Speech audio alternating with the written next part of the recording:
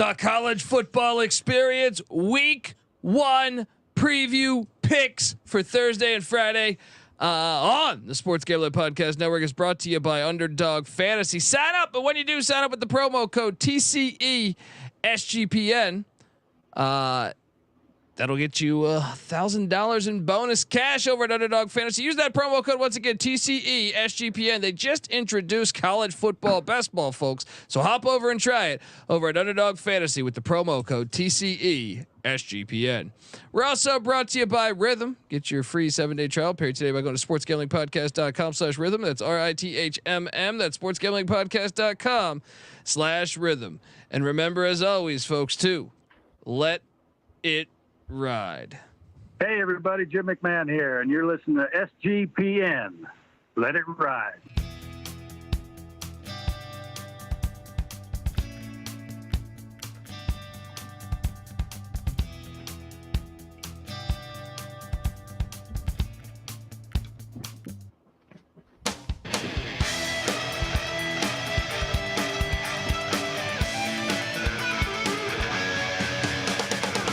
Yes, yes, yes. Woo! Welcome to the college football experience. Week 1 preview picks. Oh boy, we got a little sample size. We got just a 7-8 game slate. 7 really. If you the Lincoln Oaklanders got destroyed. So really, I'm just gonna say 7 game slate. That was absolute fire. Perfect appetizer to lead up to this college football. Because guess what, folks? We got football on Thursday. We got football on Friday. And I'm not talking 2 or 3 games, all right? We got football on Saturday. We got football on Sunday. We got football on Monday. Oh my God, we made it. All right? It was a tough off season. Doctor didn't recommend me doing any more work. Said, hey, what the hell's with these blood levels of yours, right? You could be in a very dangerous place right now. And I go, that's right, I am in a dangerous place. I got to get these 134 previews done, all right? So take your bullshit opinion and get out of my face. We got week 1 football. If you're wondering who the hell you're listening to, my name is Colby Swing at Database Dan, a.k.a. Pick Dundee. That's not a pick. This is a pick. He was raised in the land down under, where a man thinks on his feet, speaks with his fists, and lives by his wits. When Dundee happened, he was a superstar. I'm probably drinking too much and celebrating too much and not sleeping. Would have killed a normal man, but no, that's gone. The medical advice I got from that was like being hit by lightning. Pretend it never happened and get on with your life. Oh man, I look at this slate. I've been dreaming about this slate since about January 5th. You know what I mean? Shit, December 5th. Right after the Army-Navy game, because I knew that Cockanimi playoff was happening. And then I was just like, let me just start looking at week 1 next year. I mean, it's Christmas. We are 72 hours away from this thing really teeing off here. I am joined by my co-host. Give it up for former JMU Duke defensive back, the burrito eating, sideline kiss stealing, wheeling and dealing, Patty C in the place to be. Hi-oh! With the delay. Yeah. He's running the fucking tight end delay right now. You know what I mean? He's delaying tunnel screen. I gotta close all the tabs. I got 500 tabs open. I'm trying to spit off stats here, and my computer's dying on me over here. So I'm just gonna shut them down, and we're going raw. The way I like it. Let's be honest. Shut him down like Onyx. All right. That's a reference for you. We are also joined by third man in the booth, the DFS god himself, who I know was probably so bitter that fair catch in the end zone by Nevada, because the Wolfpack were about to lock up that win total under for him with the SMU Mustangs. Oh, was it close? I still think I'm good, but that would have been nice. Yes. Give it up for the rooftop IPA drinking, homebrew making, tobacco road living, the free lot giving, former Herndon Basketball League MVP. Give it up for NC Nick in the place to be. There we go. What's up, guys? I mean, let's listen to this because it's never rang more true right now.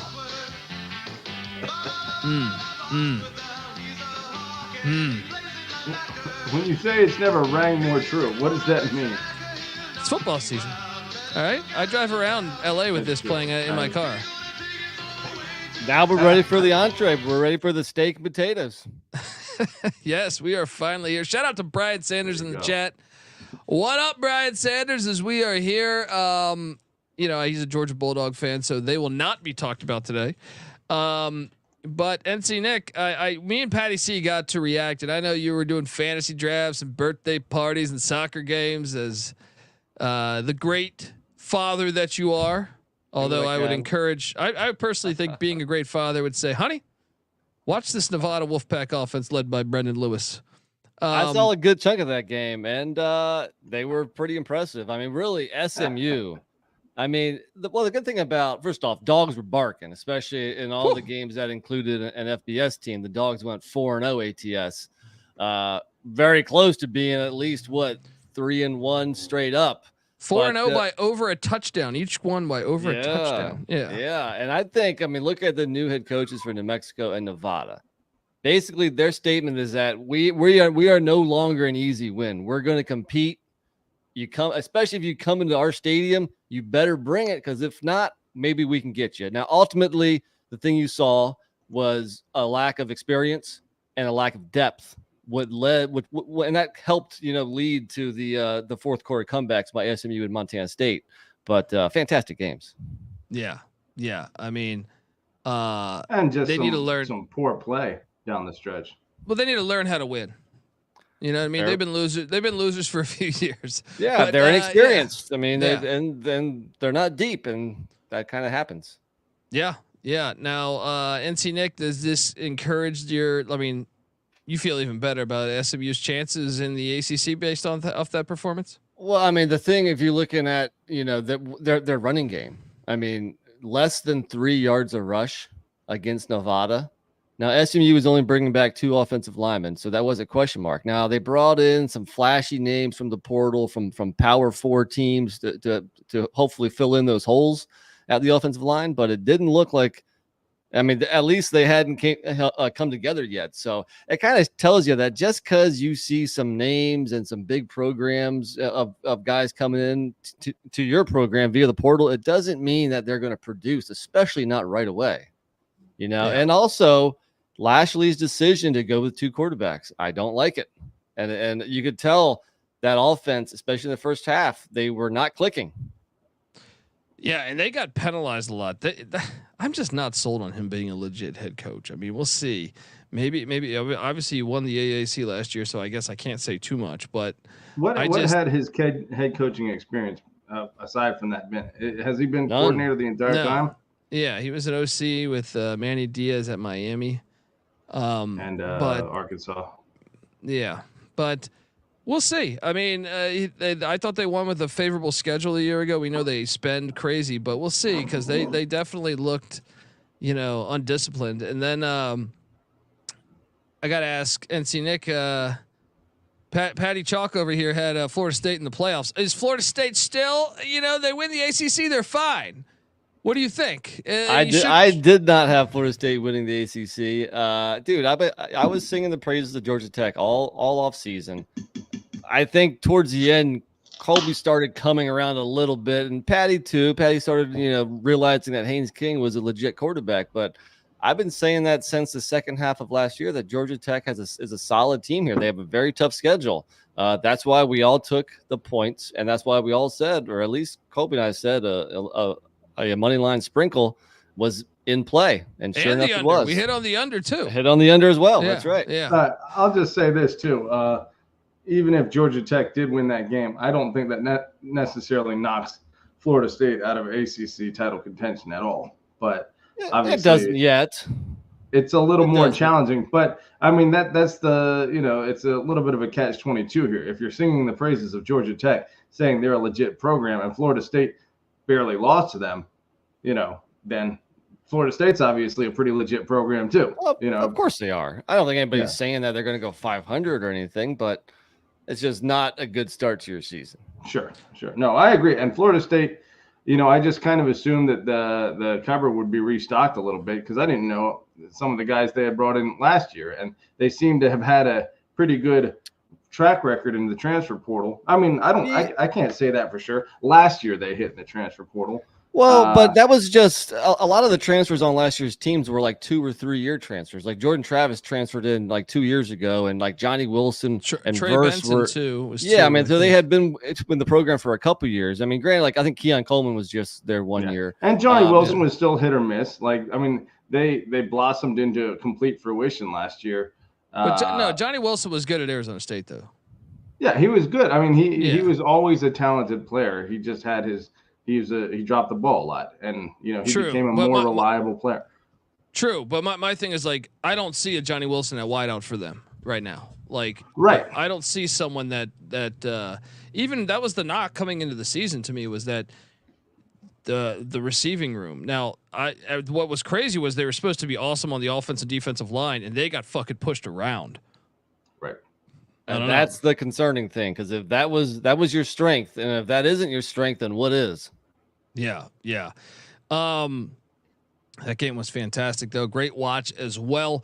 We got games to pick Thursday, Friday. This is we do this every year for week 1 where we have to do the Thursday and we divide up because we have 5 days of football. So today's episode is strictly Thursday and Friday games.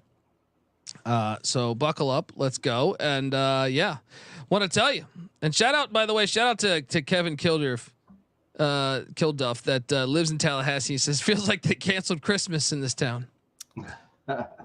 I guess is karma real? And shout out to Lonnie giving us $2. No more Jack 12. Oh, there we go. Is that what is that? Jack Daniels reference? What are we talking here? Pac-12. Oh, Jack 12. I got you. It's a Pac-12 reference. Appreciate you, Lonnie. Go BYU. It's big year for Kalani Sitake. And I think Big 12 is going to be a lot of fun to watch this year. And it starts on Thursday night.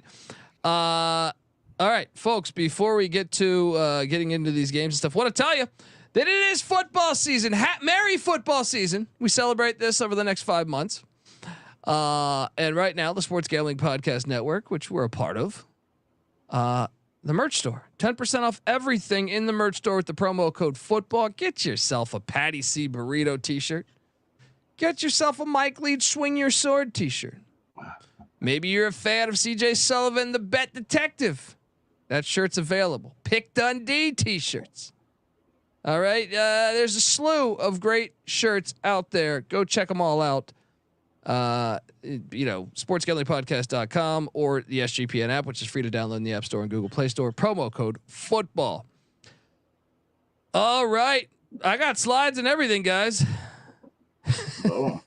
David Matola, dude, the New Mexico quarterback, Devin Dampier, is good. He's going to be good. Like he definitely looked worse. They should have went out and got Devin Dampier, huh?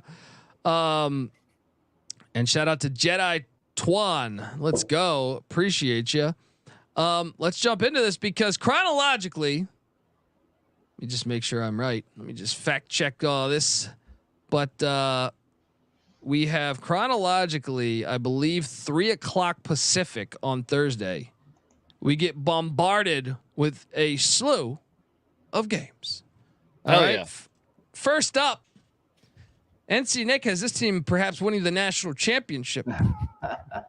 The Rutgers Scarlet Knights are heading.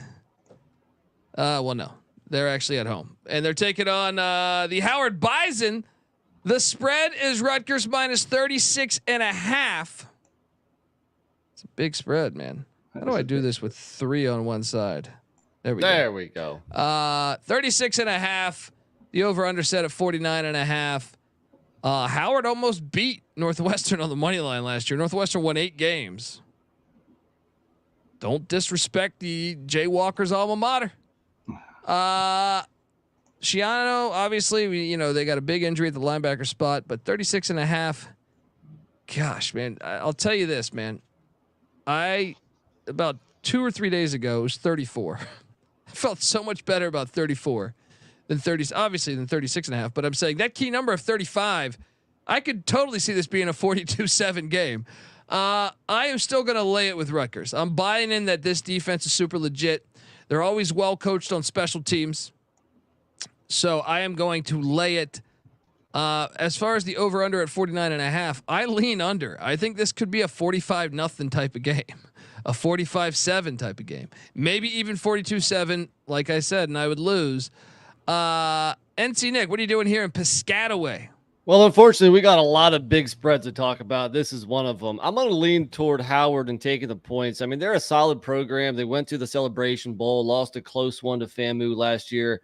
They are replacing their quarterback, but yeah, you mentioned the close loss to Northwestern. They also played Eastern Michigan pretty close last year. I think they're a decent program. I just don't feel that comfortable laying that many points with Rutgers, with a new offensive coordinator, a new quarterback, etc. So give me Howard.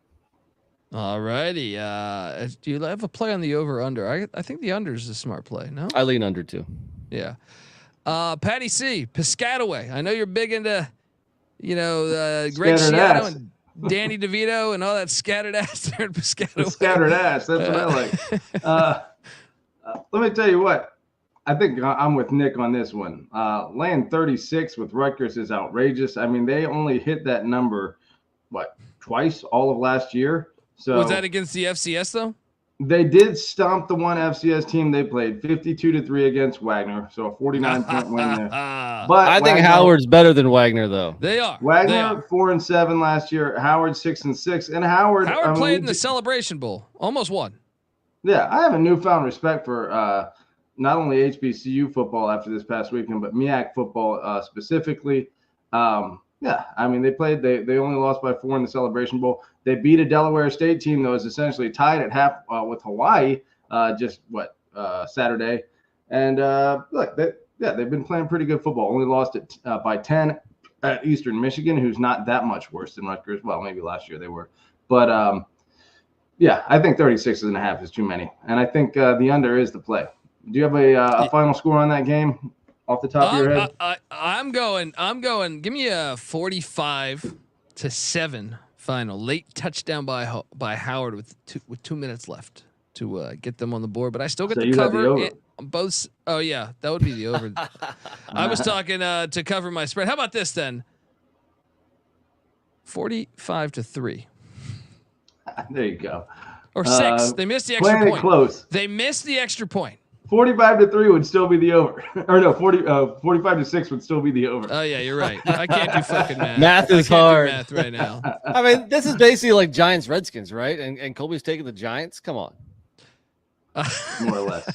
That's right. It's true. DC versus Giants New have York. had their number, but Parcells had Joe Gibbs's number, dude. You know what I mean? Back in the day, that was I feel like Gibbs could mess with everybody, but it seemed like Parcells kind of had a little bit of a leg up there on him. All right, folks, we're gonna get to the next game.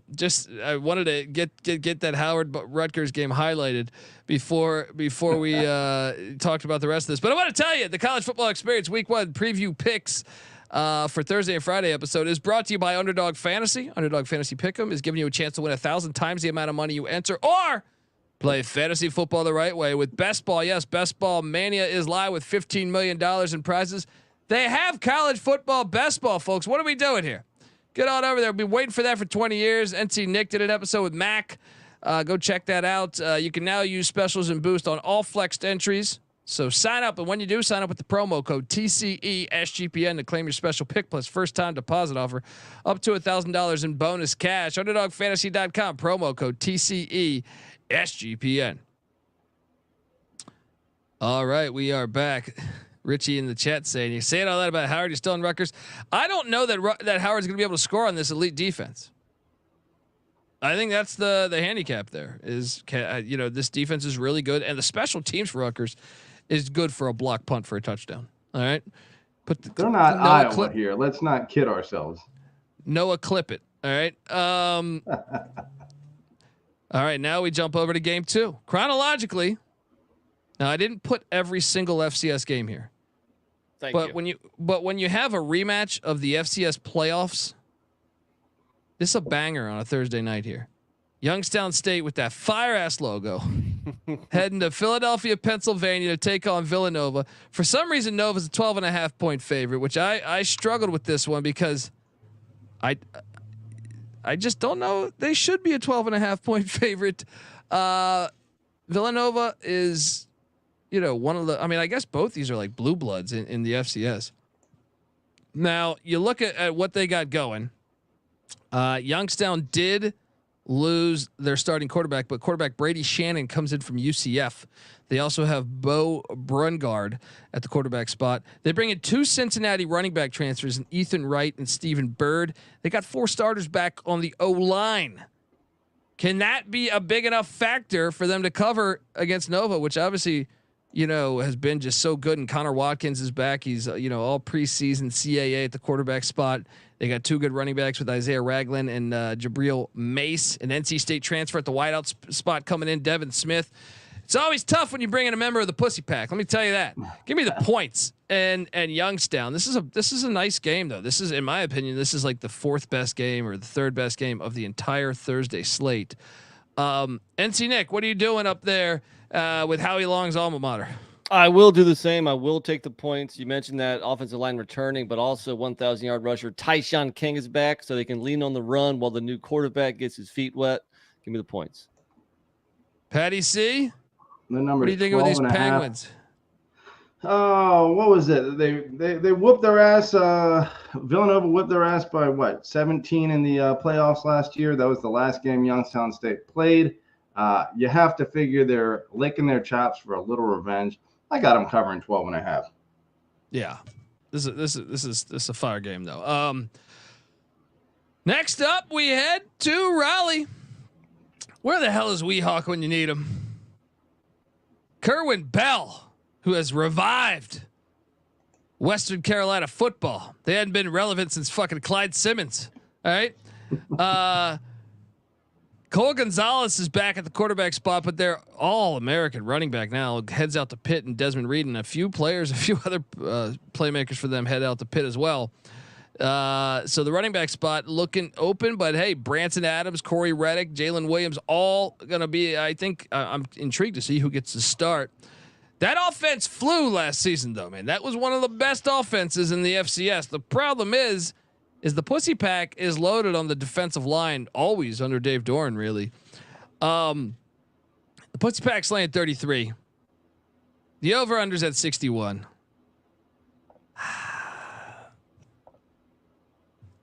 I think I got to take the Pussy Pack because I just think Western Carolina bringing in a new offensive coordinator, losing some of your top wideouts and your running back, and then going up against that defensive line. I know Grayson McCall, aka Big Bird, is excited about pissing red. So Carter Finley, I'll give them credit. They do pack that place, and it's a good home field edge, which makes it that much better when ECU tears down your goalpost, you little pussies. But I'm laying it. NC Nick, what are you doing here? Your boys in Raleigh, North Carolina. I agree with you. I'm gonna lay it also. The FCS team that NC State beat last year, VMI, they beat them 45-7. VMI is a team that beat Western Carolina last year, and I think NC State this year is going to be a lot better than they were last year. And if you look at Western Carolina, they got whipped at Arkansas 56-13 a season ago. With all that said, one of the things interesting week 1 is that I want to see how all the rent a quarterbacks do. So far, rent-a quarterbacks are 0-1 with DJU. So we'll see how NC State and Grayson McCall does. But at home, yeah, I'm not feeling too confident about this because I think Western Carolina can put up some points, but I'll lay the number. 52-17 final. 52-17 final. Patty C, what are you doing here in Carter Finley Stadium here? 33 seems off, at first glance, very doable for North Carolina State. I will say this: NC State played Charleston Southern 2 years ago, 55-3. Last year, Western Carolina played Charleston Southern 77-21. They got the win. So maybe you guys are sleeping. I mean, I know Copley just gave props to Western Carolina's offense. I would be lying if I said I watched a ton of Catamount football, but just breaking down the stats here, NC State is. at first glance, and that's what I'm going to go with, a far better team than 33 points better than Western Carolina. Western Carolina was going to make the playoffs before getting upset the final week of the season. I think they had a top 10 offense in the 5 FCS. VMI, I believe. Yeah, VMI, Danny Rocco. We'll be talking about them in a little bit here. They hit 49 or more points 4 times last year. So when that offense gets going, obviously with a high of 77, Western Carolina can go. But I think NC State, obviously a different team than they're used to playing, as evidenced by the Arkansas game. Kerwin Bell's a Spurrier guy, buddy. You better know he's going to know how to move the ball. All right. We jump over to the real Blue Devils, the one we're all excited to watch this Thursday and Friday. Central Connecticut State. They are heading to Kelly Short Stadium, one of the worst names for a stadium in all of America, but it's a good stadium. In good old Mount Pleasant, Michigan, Jim McElwain, pivotal year in the McElwain era. The spread is 31.5. This was the hardest one yet for me, because I was like, man, I could see like 45-14. You know what I mean? I could totally see that happening. I'm going to lay it, but I don't feel great about this one. I will take the over. I actually think the over is a better bet than anything on the board here. But NC Nick, what are you doing here in Mount Pleasant? Yeah, on the surface, I thought that, laying this many points with an average 5-7 Central Michigan squad, the record from last year, was too much. But then, you got to realize how bad the fake Blue Devils of Central Connecticut State are. I hate Northeastern football, so I'll lay the number with the Chips. Patty C, fire up Chips. Or are you buying into this real Blue Devil talk? I'm not buying into Central Connecticut, if that's what you're asking. The question is Central Michigan, and you're right about Jim McElwain. I guess a strong first 3 years, 8-6, 3-3 for COVID. I guess you got to throw that out, but 9-4 in year 3. But again, missing the bowl the last 2 years, 4-8, 5-7. Looking back at Central Michigan's history, bowling hasn't always been necessarily an expectation there. So maybe he has a little bit of leeway, but I think if you miss the bowl 3 years in a row, that probably hurts. That number seems doable at 31.5. I don't know. Central Michigan wasn't that great last year, but I still think against cruddy Central Connecticut, they'll be able to cover 31.5.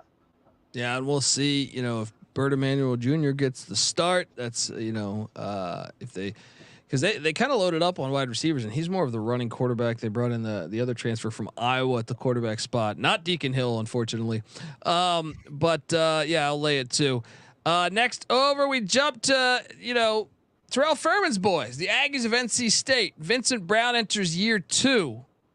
All right, year 2, the old Bill Parcells linebacker. A&T, not NC State. Oh shit! Yeah, and A&T is way better than NC State. My apologies there, but North Carolina A&T, Terrell Furman's alma mater. Shout out to Terrell. It was a tough first year for Vincent Brown, but we kind of expected that. They got a new offensive coordinator, David Marsh, coming in, and Justin Fomby, a quarterback that looked all right there at Houston Christian, transfers in. And they brought in a Virginia Tech running back transfer and Kenji Christian there. Can it be enough? We got Hank Bachmeier coming into Wake Forest. Grove Stadium. Wake's laying 35. The over-under's at 49.5. I will tell you, I like the over in this game too, because I think A&T's bound to at least score a little bit against that Brad Lambert defense. But, man, I'm going to lay it, believe it or not, man. I just think... Is Coley 4-0 laying numbers 30 and more so far? Whoa. Did I take the points on any of those? No, I don't believe so. I just feel like if this got up to 36.5, I would probably take A&T. But flat 35, give me a Wake Forest. You ready for this one? 56-17 final. Wow. What are you Wake doing here? Forest back to their scoring ways. Well, I guess it's no longer Patty chalk. We'll go Colby chalk here. No, give me the points here. I know A&T struggled last year, but Wake Forest also struggled. I remember watching their season opener last year against Elon, where they won by 20, and I came away thoroughly unimpressed with Wake Forest. So no wonder why they only won 3 or 4 games last year. Again, it's like a little brother game. I'm sorry. Elon's like an FCS playoff team though. A&T's program's dropped off quite a bit. Oh, true. Good point. But they both of the schools are very close to Wake Forest University. If anything, A&T is about 10 minutes closer than Elon. I think they hang in. I think they covered this number. Yeah, give me the points.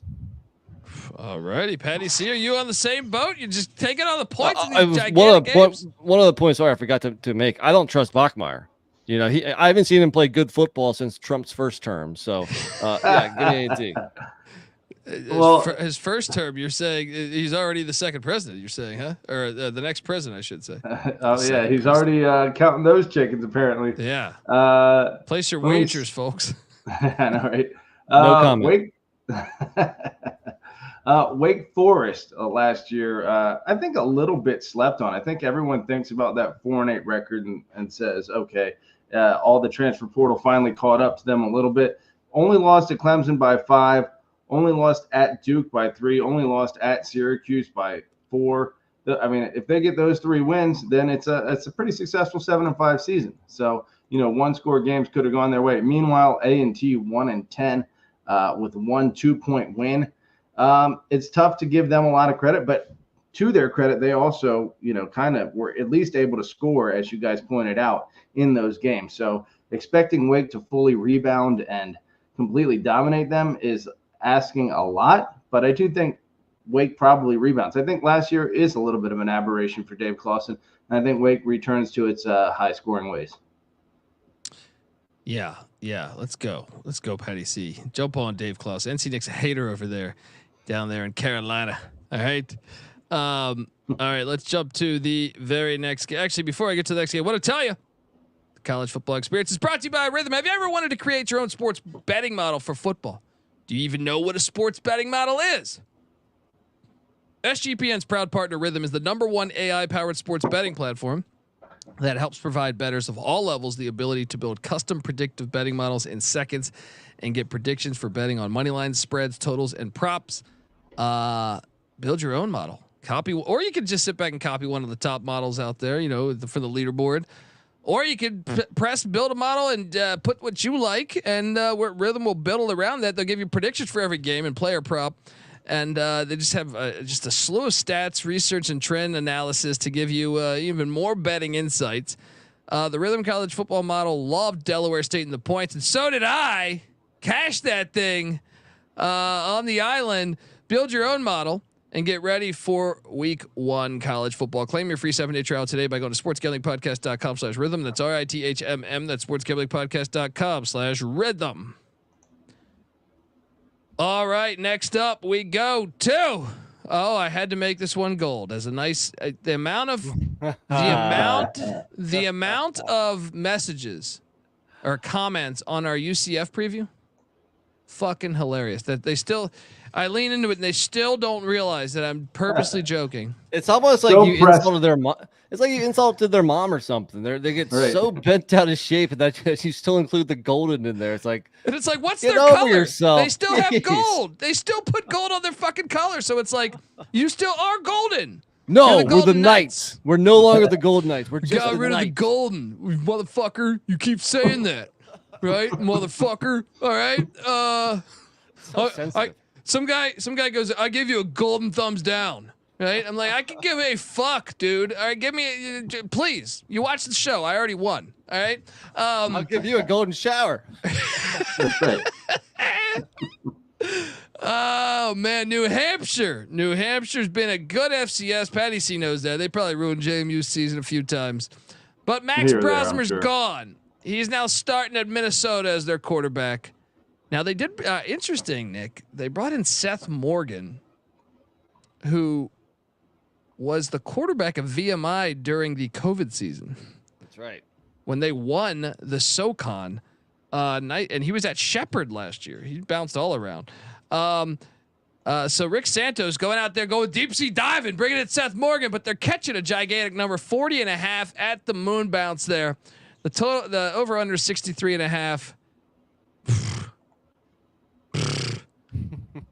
I mean, this is another one where I kind of think we should take the over because I feel like New Hampshire can get a score or two, but there's no way UCF's not scoring in the 50s. So This one I will take the points, but this is like a 56-16 type of game. Give me the points, but I'm not betting this fucking thing. NC Nick, what are you doing here in Orlando? I'm gonna go UCF. You know I'm high on the Golden Knights. I think their offense is going to click, but again, you got to rent a quarterback, so it's going to be interesting. But no, my score prediction is 55-10, which means I will lay the big number and take the over. He talks all that shit, and then here he goes. Here he goes with it, huh? I've been like half favorites, half dogs. You know, I mean, even Steven over here. Patty C, what are you doing here in Orlando? Let me ask you this. John Rice Plumlee over the last 2 years throwing the ball, 2,500 and 2,200 yards for UCF in 13 and 10 games respectively, so 23 total. KJ Jefferson, really over the last 3 years, but we'll just keep it consistent there over the last 2 years, 2,600 and 2,100 at Arkansas. So pretty similar output in a total of 23 games as well. Do we expect any statistical improvement or any offensive explosion improvement with KJ Jefferson at the helm, as opposed to we're certain about that? Oh, passing should be better. I think he's a much better passer. Yeah, I agree. I don't obviously think he's a much better runner, but I think this offense probably benefits. I mean, Gus Malzahn tends to obviously utilize a running quarterback pretty well, but I still think they have enough weapons that if you have a guy that can get the ball into their hands, then the offense is going to excel that much more. That said, I think New Hampshire is a good enough team to cover 40.5, but I don't have a great feel about this. I want to see how it looks under KJ Jefferson first. Yeah. I'm afraid to touch this one. Next up, we got a banger in the CAA. Look, Delaware's an FBS team next year. All right, NC Nick's already told me he's thinking about getting the season ticket package, 4-game package, to get up there. And then the Bryant Bulldogs. Shout out to them. I did a Bryant Barking Dog podcast earlier this year. Shout out to that podcast. And they're a team that has really been on the come up lately. Now, Delaware's laying 14.5. That half point there is trying to tell me something.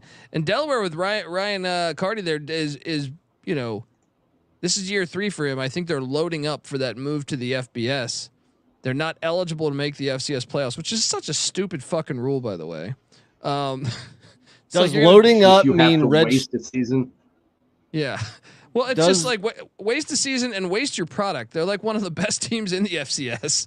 And it's like, so now you're just not going to have a season with one of your best teams that could potentially win the thing. What are you going to say, Nick? Does loading up mean redshirting? Because we've seen a lot of these FCS teams the year before they jump, they redshirt and they don't have a very good season. I wonder if that's the case. I don't know for sure. Right?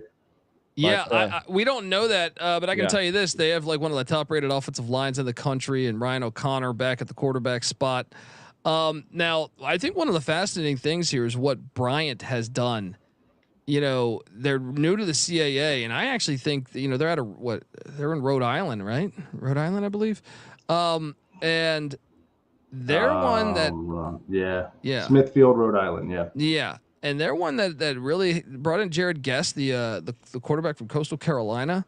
Also brought in the running back from UTSA. I'm drawing a blank on his name right now, but they've brought in some talent that I really feel like they might be able to hang, especially if Delaware's redshirting players, which we don't know, I guess, until we see it. You know what I mean? So, but I feel like they're baiting me to take the 14.5 here. Right? I'm going to take the 14.5. I say Bryant gives him a game. Am I crazy, NC Nick? No, I guess you can consider me hook, line, and sinker because I'll take the points as well with Bryant. Patty C? It's a little bit tough. stands for CAA specialist. There you go. I don't know if I'm worthy of that title, but I will say this. Bryant, Delaware had a hell of a season last year, obviously lost to eventual national runner-up Montana State in the second round of the playoffs. So they had a great year at 10-2, I believe, or no, 9-4. 9-9, yeah. 9-4, 6-5. Bryant last year with 2 1-point overtime losses. I don't know. I mean, that spread is sitting there at 14.5. I don't know. I'm going to go Delaware. I think the hook is tricky. Let's be honest, but I'll take Delaware to get it done. Going with the Blue Hens. It's not Patty Chalk for nothing, NC Nick. All right. That's right. I mean, how can you be shocked? Level. Next, we go to Bowling Green, and I'm fascinated by this game because Fordham beat the Mac the last time they stepped on the field. Ask the Buffalo Bulls how that went. Fordham keeps a better program than people realize. I think maybe it's the Vince Lombardi and Juju, but John Conlon doing a great job there. CJ Montez, the quarterback, he's back again. Was a starter a season ago. They also have second team Patriot running back Julius Loffridge back, as well as Mekhi Felton at the receiver spot. They're going into Bowling Green, Kentucky, to the Doit, where Scotty Leffler, NC Nick's boy. I'm taking the points in Fordham. I'm not buying into just because Bowling Green brings everybody back. I don't think they're I don't think they're super focused for Fordham. Give me the points. Give me the over too in this one. What are you doing here, NC Nick? I think Bowling Green's a legit threat to win the MAC, and I think bringing Bazelak back, 405 on the O line. You got playmakers at the skill positions. They're on a mission. Their mission starts week 1 at home, and they're going to win this game and cover the spread. Sleeping on the Rams of Fordham like normal. Patty C, what are you doing here? I just lost track of my stats here, but Bowling Green finished strong last year. 7-6 total record. I mean, Fordham has been a decent program. I don't know. I just feel like maybe it's time to give Leffler his due and stop fading the guy. And 16.5. I don't know. That is a big-ish number to give Leffler. I'm on the fence, but I'll ride Falcons. All righty. That game is. I'm telling you, that's a sneaky game there. We got a battle of Virginia going on here. Danny Rocco, who upset Western Carolina Weehawks boys. He's a legendary fucking coach in the FCS, folks. If you don't know this, first off, recently he took Delaware to the Final Four in that COVID season, right? But he built up Liberty. He was the first coach to really get Liberty going. He did the same at Richmond, where he's been a finalist for Coach of the Year 6 times in the FCS. So this is year 2 at VMI. Bringing back Colin Shannon at the quarterback spot, bringing back Hunter Rice at the running back spot. Egypt Wilson, a name to keep an eye out for the Keydets as they head into Williamsburg, Virginia to take on Patty C's boy, Mike London. And this is one that I think is an interesting one. First off, it's a SoCon against the CAA matchup there, which I can dig. But Darius Wilson is back. He's a 4-year starting quarterback for William and Mary. Their running back, Bronson Yoder, who was a stud a year ago, got injured. We'll see how healthy he is. See if he gets this, because he got injured, I think, towards the end of last season. William and Mary's like 24, which I laughed at this one. Give me the Keydets to stay in this game. Danny Rocco is too good of a football coach. All right. He's going to be like John Smith in that goddamn village. All right.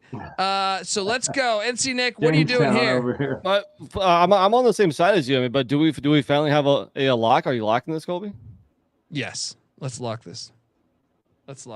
I won't because.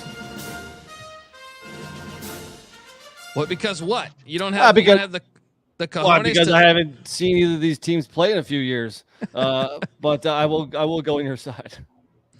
Patty C, maybe you have the courage to go a little further in this one with VMI, the Keydets coming in. It does seem like a big number if William and Mary is laying 24 and they only lost to NC State by 38 last year, VMI.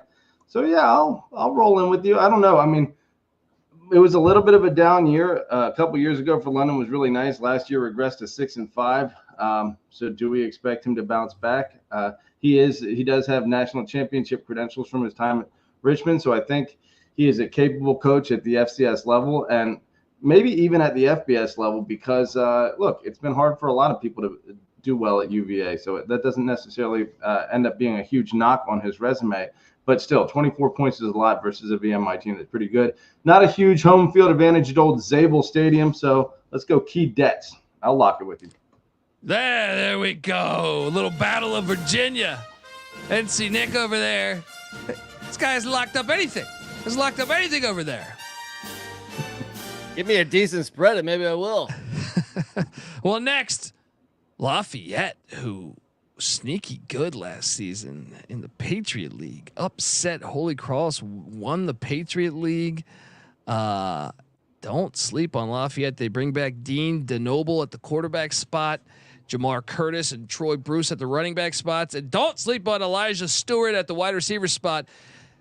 And then you got the Pete Lembo era beginning at Buffalo. Buffalo is only a 3.5 point favorite against these Leopards, who, by the way, might I add, Buffalo, the last time they played a Patriot League team,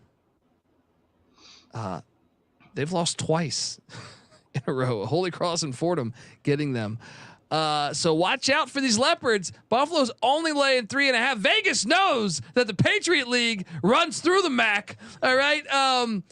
The over under set at 48. I struggle with this. I think Pete Lembo's a good coach, but I feel like everyone is going to be on this. Give me Buffalo minus 3.5. I think people are going to think Lafayette's the play. I will take Buffalo. Still not betting this thing. NC Nick, what are you doing here? I say make it 3 in a row, and I do think Lafayette is the play. I think they win straight up. Shout out to Nate Clark, who goes Buffalo will cover. He thinks the Lafayette defense is going to take a step back this year. Appreciate Nate Clark, who knows this college ball well as well. I know he was in the chat the other night. Patty C, what are you doing here at UB Stadium? You do have to be impressed with Lafayette last year. 3 losses, 1 being at Duke by 35. But overtime 3-point loss against Colgate and a 2-point loss against Delaware in the playoffs on the road. So that suggests that they, against a pretty bad Buffalo team last year, may be able to cover that 3.5. But I'm going to say this: Pete Lembo all-time record as a head coach, 112 and 65. First year at Lehigh, 11-1. So he's not, They would die for that now. I know, right? Look, I think Buffalo, I don't know. It's tough to say because Lehigh or Lafayette, rather. That's a mistake. I should get shot for Lafayette versus Lehigh. But no, I think Buffalo surprises some people and gets the cover here. Yeah, I'm with you. Shout out to BC in the chat. It says, let's go. It's football season, baby. Pete Lembo, by the way, hasn't been a head coach since 2015. So is there any rust with 9 years off? I think that's like Dick Vermeil coming back. Watch out. Yeah, it could be. Maybe he's learned a thing or two in the meantime. The bet detective is a Duquesne Duke graduate. I should have got his opinion before he left here today. But the Dukes, who've recently been in the FCS playoffs too, I think 2 years ago, they are catching 27.5 at Toledo. Toledo's over under is 52, or the over under is 52. Toledo's replacing the entire offensive line and their quarterback spot. Even though Tucker Gleason did get some starts a year ago, I think it was 3 starts. Also, Penny Boone's gone; he's off to UCF, the very Golden Knights. Look, I want to say Duquesne's they're a solid FCS, but Toledo recruits better than any other team in the MAC. I think they're going to put it on Duquesne. I'm going to lay the 27.5. I also like the over 52 in this game. NC Nick, what are you doing here at the Glass Bowl? I'm going to disagree again. I don't like laying 4 touchdowns when you have an entire new offensive line, like you mentioned, regardless of who they're playing, especially if it's a solid FCS squad. So I think Duquesne just barely gets it covered. Toledo wins by 24 or so. Patty C, what are you doing at the Glass Bowl here? I mean, my inclination off the shooting off the hip would be Toledo, but for the reasons you mentioned before regarding all improvement or replacing all those players, rather, going to lean Duquesne. Tucker Gleason, by the way, doesn't have any shortage of career passing attempts. 186 over his 4 years at the helm. Somehow he's still a junior in his 5th year, but only 48.9% completion percentage, but somehow a 12-4 touchdown to interception ratio. So he's not, I don't know. Is he accurate? Is he not accurate? Still, 48.9 says a lot more. That says you can't rely on this offense to explode. So I'm going to go Duquesne. Booger in the chat says just got done with his fantasy draft, getting kind of hammered. Shout out to Patty C. There we go. Let's go. And BC says he dated a soccer player at UB. that at the same time as Khalil Mack. For a second there, BC, I read that as she was about the size of Khalil Mack. But I'm fucking with you, man. Dude, I would like that reminds me of the. So I was gonna say that reminds me of the chicks outside of Hollywood where we used to live, called chicks, as it were. They'd have these dolled up man women. Man. That was tough, man. Some tanks. I'm not gonna lie. There was one that was fine as fuck, beautiful ass face, but seriously like cock doozle. I hear there's rumors on the internet. I could say that with look, a beautiful face is a beautiful face. That thing was a gorgeous she-he. That was always that was a creepy ass corner. They made a documentary about that corner. Did Patty C take a walk on the wild side? That's what I want to know. Yeah, that's what I'm about to say, dude. That was a creepy ass corner. I'd be taking my dog out, and like you just see like a like a nice car, like I don't know, like one of those like Mercedes Jeeps roll up, and a guy just drops off like it's 6 a.m, and my dog is pissing on the ground, and like a business guy just drops off a full on tranny, and I'm just like, I look and I'm just like I'm just gagging. I'm just like, it's just the joys of Hollywood. Just living there was tough. And that is why I will take Toledo minus the points. All right, come to the college football experience for more tranny talk. Come for the pick, stay for the tranny talk. All right. We got Arkansas Pine Bluff heading to normally this would be in Fayetteville, but this is at Little Rock War Memorial. I dig how they play one game at their old stadium. Arkansas Pine Bluff, I don't think is going to be very good. They're starting quarterback and one of their best wideouts transferred out. Oh, man, I think Bobby Petrino, now that he's returned to the scene of the crime, sometimes the shoe fits. All right. 48.5. I will lay it. I see this as like 59-3. Laying the 48.5 with Arkansas, and give me the over. But no, I'm not betting this thing. NC Nick, what are you doing here in Little Rock? When I was doing my research here, I ran across this exact game a couple years ago where Arkansas was up 45-0 at half, and they won 45-3. So the pit boss, the pit master, taking it easy on the in-state opponents, not running it up, not trying to make them look too bad. So I think I'm going to take APB. Putting out an APB on the Golden Lions. I like it. Patty C, what are you doing here? Well, it's Boise, fresh off their championship, gives away Taylor Green. So do we think that's an upgrade on KJ Jefferson? No. No, but maybe I think in Bobby Petrino's offense compared to Dan Enos, I think that's an upgrade. I just saw the Rage Child's comment. That's what I like about our group here. Yeah, they'll play right into it. Hold on. What was your question, or what I don't even know. I don't even know. Just pick the fucking game. It's a 48.5 point line. It's on the SEC network. All right.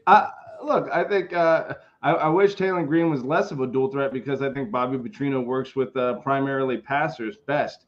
And I think that would give them the opportunity to cover. So I think I will roll Pine Bluff, actually. Oh, wow. You guys are bold. Next we go to this. This is not in Lawrence, because they're remodeling their stadium in the most important year in Kansas football over the past 20 years. Who's the genius over there in Lawrence that said, hey, we don't need a home stadium this year? They're playing this at the MLS, or I don't know, one of these soccer stadiums. All right. They'll probably do one of these NFL kickoffs to start the game, being at this bullshit soccer stadium. But Lindenwood is catching 44.5 against does Jalen Daniels even play this game? Why would you play him this game? I would not play him this game. I think you'd probably play him a quarter or two just get so some he live can bullets. Yeah, I mean, he hasn't played a live snap in a long time. So Well, I'm just saying. You remember Jordan Travis? He got out for the season against who was that? North Alabama. You can't go through life being scared, Colby. That is true. That is true. NFL, please take notes. I will lay the 44.5. I think Kansas is scoring in the 50s, no matter who the hell they start at quarterback. They could start Patty C at quarterback right now, and I would lay the 44.5. You haven't played quarterback. I could run the option. Yeah, right. Well, I don't know if you could run the option. You might have to walk the option. Yeah, right now I could jog the option. I'll lay it. I actually think this is a solid bet. I think they're going to fuck them up. They're going to score like 70 points in this game. That offense. I actually think this is not like, I'm not going to lock it, but if you ask me to like add on some locks that I felt good about, this might be one of them. NC Nick, what are you doing here? It is one of the bigger spreads I feel better about, and I do think Kansas is north of 60 here. I mean, Lindenwood, what is this, their third year in the FCS? Yeah, they just recently jumped up to the FCS. They won 3 games last year. I mean, it's almost like an unfair matchup. So Kansas just, completely steamrolls them 63-3 or something. Easy saying. Lindenwood looks like the logo looks like a grocery store chain. I can see that food line in the house. I thought you guys called them the penitentiary. No. Yeah, they are the penitentiary. It sounds like a prison. So 10 they're years doing a in stint Lindenwood right now. Yeah, they're doing 10 in Kansas City, Kansas. Patty C, what are you doing here? I will say this team got throttled a bunch last time, straight up to the end of the year. 31-point loss at Illinois State, 42-point loss against Austin Peay, and to end the year a 34-point loss against Bryant. I think Kansas is obviously far better than that. The only question is whether they call off the dogs. I think Leipold is probably a pretty respectful coach, but still, I don't even think 44.5. Is that the number? That's not even calling off. That's not even calling off the dogs. So I think they probably get it done. By the way, I just want to rewind it a little bit to you, Colby. Taylon Green's 2 years as a starter at Boise State, 2,000 and 1,700 passing yards, respectively, in his 2 years as a start. That's the offense you think is going to explode for Arkansas? Unless Bobby Matrito is a miracle worker, I think he's got his work cut out for him. But he is a miracle worker because he's back at the job that fired him for having a sex scandal. That's true. He is a miracle. And not only that, he's getting a standing O when he goes to the basketball game when they first hire him. So he is. Can we talk about your state abbreviation of KA? First off, it's Missouri, but if it was no, this is Kansas City, Kansas. Okay, well it's KS then. Oh, I don't fucking know. What do I look like? What do I look like over here? Some guy that fucking I don't what's a term major? For this? Yeah, I was about to say. What do I look like, a fucking geologist? All right.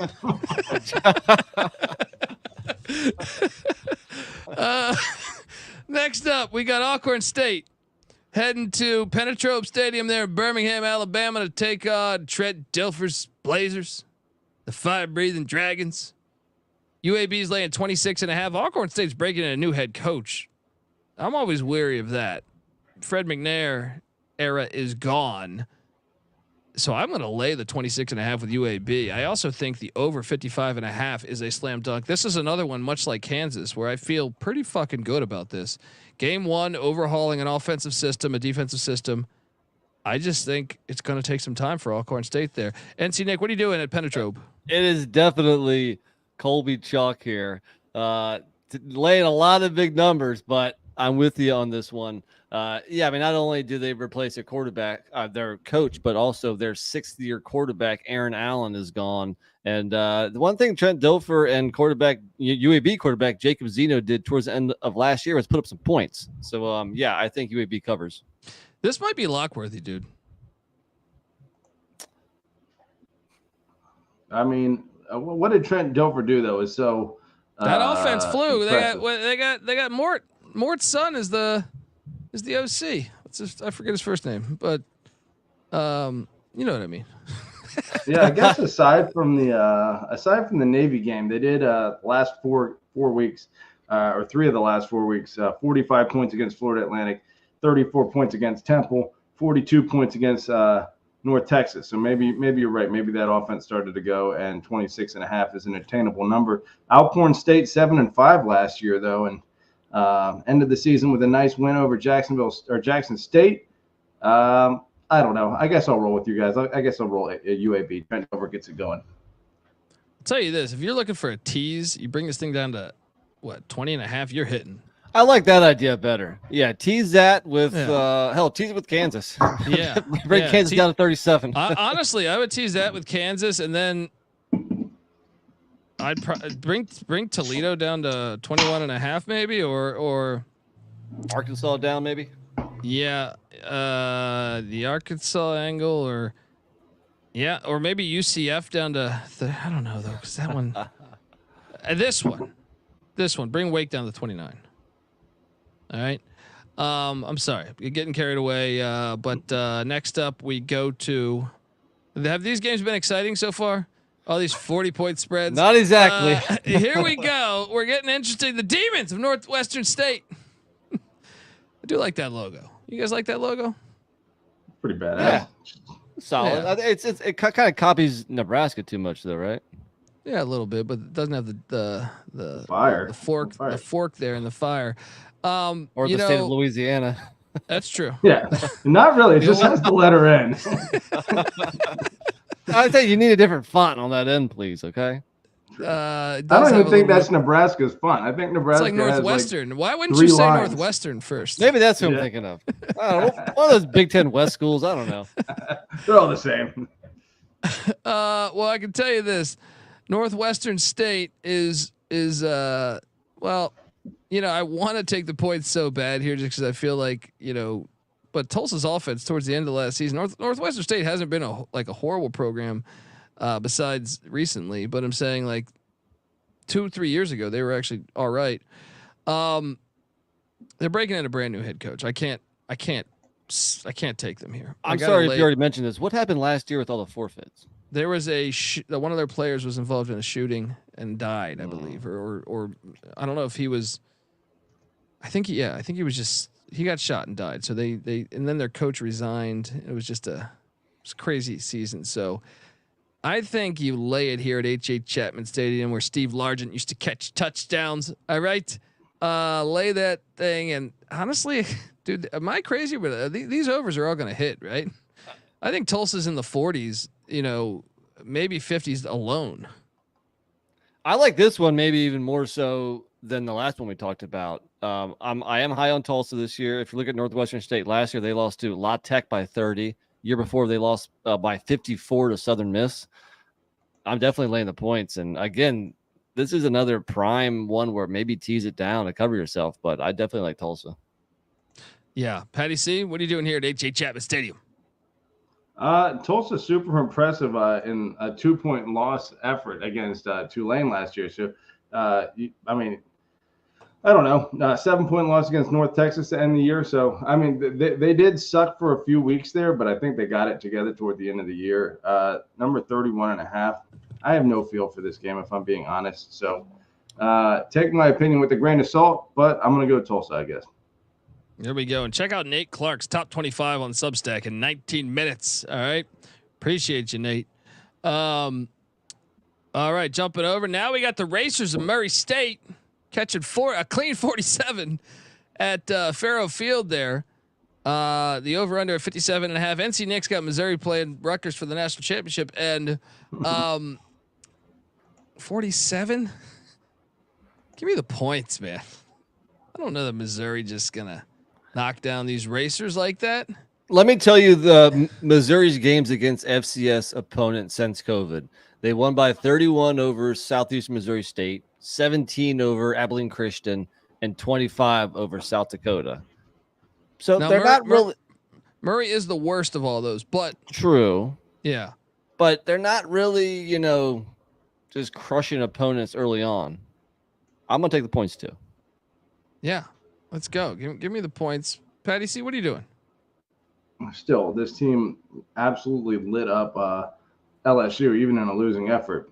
Brady Cook pretty good stats last year, 66% completion percentage, 21 touchdowns, 6 interceptions. But 21 for an offense that kind of flew like that and has the likes of Luther Burden at its disposal is not that many touchdowns. So I guess I'm going to join you in Murray State covering 47. I don't know. Fairfield, do you think that's it's going to be rocking week 1? I think the expectations are probably pretty high here, Yeah, right? it will be rocking. It will be rocking. But, I think they call it the points. Dogs. Yeah. Now we get to maybe the best game on Thursday. Is this the game we're looking forward to most? Moved. Finally, not a 3 touchdown plus line. Yes. Battle of the Buffalo here. The Bison of North Dakota State are catching 9 in legendary Folsom Field. The Buffs, the over under is 59. Here's a lock for you. I'm locking up Colorado -9. It has moved up a little bit, which means probably money is coming on the Buffs, but I already have, to be fair, I already bought this thing at 8. So I've got to take it at 9. Colorado's going to put it on them. North Dakota State though does have a history of beating, I think they're like 6-1 in their last 7 games against the FBS.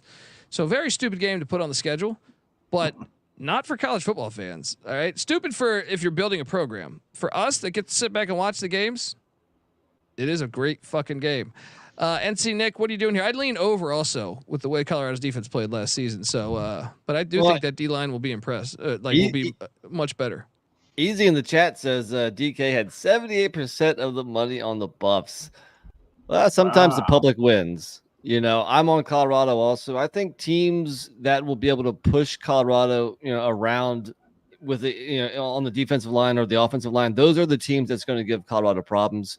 North Dakota State has to totally rework their offensive line. They lost 3 starters from last year. And if you look at North Dakota State now, yes, they're still very good, but over the last 2 years, they've had 7 losses total. There was a stretch of 8 seasons between 2012 and 2019 where in 8 seasons they had a total of 7 losses. So North Dakota State isn't quite the empire that they used to be, the powerhouse. I mean, they're still very good, but I think this is where all the playmakers, all the skill positions, all the talent out wide, all the speed of Colorado end at home. I think it's close through midway through the second quarter, and then the Buffs start pulling away. I will lay the number with you. I'll lock it up with you too, Colby. Boom. And I should note, NC Nick, All-American safety for North Dakota State, Cole Wisniewski, is out maybe for the season, but definitely out. He was the number 1 graded FCS/FBS safety last year, totaling 92 tackles and 8 interceptions. So double lock the Buffs. Do we have a triple lock perhaps coming? We will see. Patty C, what are you doing in Boulder? I just think this one's a tough one to call. I think maybe Vegas has decided to make it pretty tough at 9.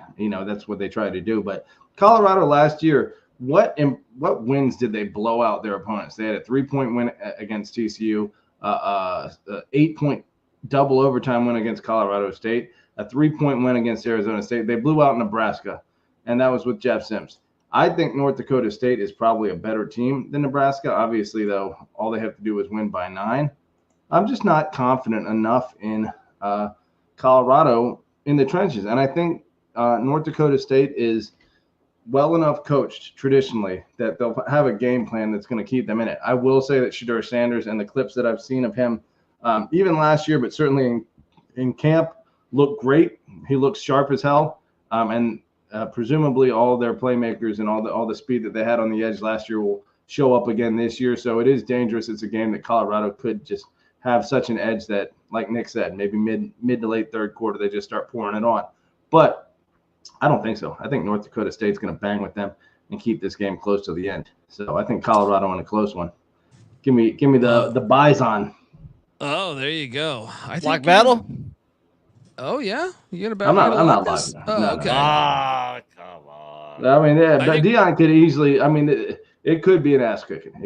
I think people are going to be surprised about Colorado's defensive line. I really like what they did in the portal on the defensive line. The offensive line to me is a little more of the uncertainty with starting Jordan Seaton, the 5-star freshman, but the defensive line, I'm kind of sold on what they brought in there. I can't wait for that game. At the same time, did you guys notice this? The 3 best games, and with the exception, the 4th best game is probably Villanova and Youngstown. But the top 3 FBS games are played exactly at the same time on Thursday. Hey, come on now. TV execs, if you're going to fucking put Rutgers and UCLA in the same conference and say you're running this thing, can you fucking at least be a little organized? You fucking jackasses. Anyway, Coastal Carolina, I can't wait to watch this game. Heading to Jacksonville, Alabama. Take on Rich Rodriguez and the Gamecocks. Jack State's lay at 2.5. Can Tim Beck come down a little bit? It was at 3 or 3.5. Yes, this game's awesome, and I feel pretty decent with Jacksonville State. The days of Big Bird are gone. I think did they name Noah Kim officially the starter yet? I'm not sure. I haven't seen that yet. No, but we'll see who gets the starting nod at Coastal. I just think look, year 2. Coastal got them last year. Now they got to go into Jacksonville. I like what they did in the portal. I'm going to lay the 2.5 with the Gamecocks. I can't wait to watch this game. I think it's one of the more underrated week 1. Like if you look at the entire week 1 slate, I think this is one of the more underrated games on the schedule. NC Nick, what are you doing here with your shots? I think it is a great game. Now Jacksonville State did lose a lot, so I didn't have a great feel in this. I'm actually going to middle it. When it was at 3.5, I took the shots. Now with it under 3, I think I'll go with the home team, with the team with the better coach. So give me Jacksonville State minus 2.5. Patty C, do we have? Look, I got a feeling Patty C is going to lock this thing up. But what are you doing here? You would be wrong, and you'll be stunned with the direction I go with this. Woo. I think this is a Sun Belt play. And Coastal Carolina, let's be honest, it's still a pretty darn good program. I actually have them winning outright, and I don't know. I mean, Noah Kim only 6 touchdowns, 6 interceptions, so a little bit of a tricky situation. Transferring in from Michigan State, whether he's gonna at all replicate what Big Bird was able to do. Obviously, Jamie Chadwell gone, so they're a completely different program than they were a couple of years ago. But still, I think top to bottom, they're better. Maybe I'll regret this, but I just feel like they're a couple steps ahead of Jacksonville State, even still. Jacksonville State, the chat's asking, didn't they lose their defensive coordinator? They did. He's now at Oklahoma. This game's going to be really good. Like this game is a low key, very, very good game, I think, for week 1. So no locks on this game. We don't have any. What about the total 55.5? I lean over. NC Nick? I'm gonna go under. I think both. Okay. I think it's kind of like that's the same number as Florida State, Georgia Tech. I think both teams are kind of low mid 20s. Again, a lot of new faces, a lot of moving pieces with both rosters. I think that leads to a little bit of a sluggish play. Yeah, give me under. All right, Patty C, you got to lean on the total. That many points. What is that? Like 27 apiece there. I'll lean over just because I think both these teams are traditionally explosive offensively. I'm tempted to lock Coastal Carolina, but I'm not going to do it. I'm gonna pussy out here. You gonna lock anything tonight? I'll lock your fucking. Let's go right here. The Lions of Sela, Southeast Louisiana, heading to Yulman Stadium to take on Tulane in New Orleans. Tulane's only laying 25.5. The over/under at 53.5. Now look, Sela's been a decent FCS program over the years. Now, I know last year they weren't setting the world on fire, but the year before I believe they were in the playoffs. But I was pretty surprised at this line. What am I missing here? I feel like we should be locking up Tulane minus 25.5. Nick, am I crazy? Yeah, I'd say so. I mean, Sela's. They struggled last year, but they're a respectable FCS program. Again, Tulane, new coach, new quarterback, lots of moving pieces. It's an in-state battle. Forget about a border battle. This is in-state. I'm gonna take the points. Wow, I just think that first off, he brings in a lot of Troy defensive players, and that defense at Troy was nasty. So he brings them in with him. John Summerall, that is the head coach that came over from Troy. I just think I'm all over Tulane here, but I'm close to locking this thing. Patty C, what are you doing here? This team has won 23 games in the last 2 years. I think it's ridiculous to think that Tulane won't dominate southeastern Louisiana completely. So give me the green wave. Keith Landry, shout out to Keith Landry. He says, don't forget Steelers returning their quarterback, running back, top 3 wideouts. Lying up, he says. There we go. Yeah. A lot of people think that Steelers going to hang in this game. It's not like Summerall is a massive drop-off, and he brought over a bunch of his guys. So what they lost, they kind of replaced, and the coach, there's probably not a huge drop-off.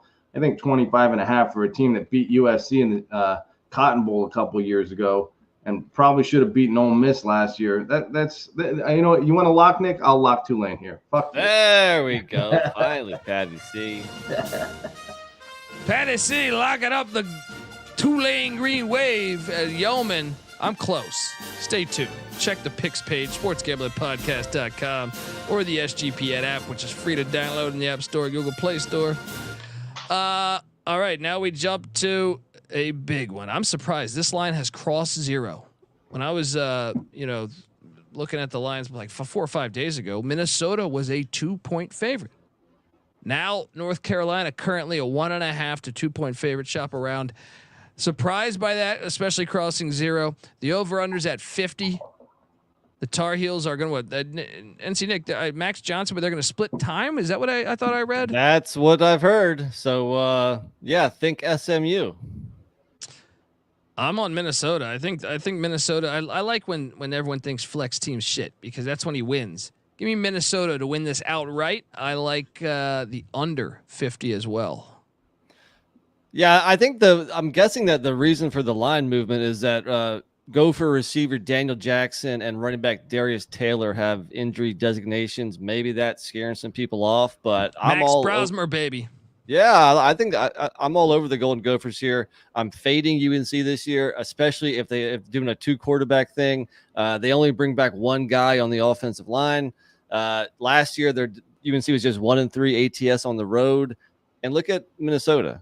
8 returning starters on offense, 8 returning starters on defense. Plus, UNC won this game 31-13 last year. This is revenge. Give me the Golden Gophers at home. Lock it up.